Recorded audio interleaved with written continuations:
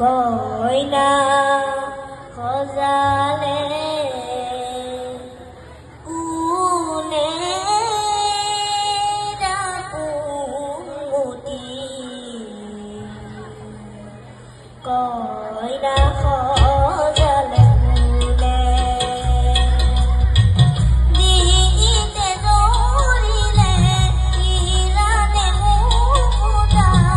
কপালত হাঁহিলে যোনে ৰাপুতি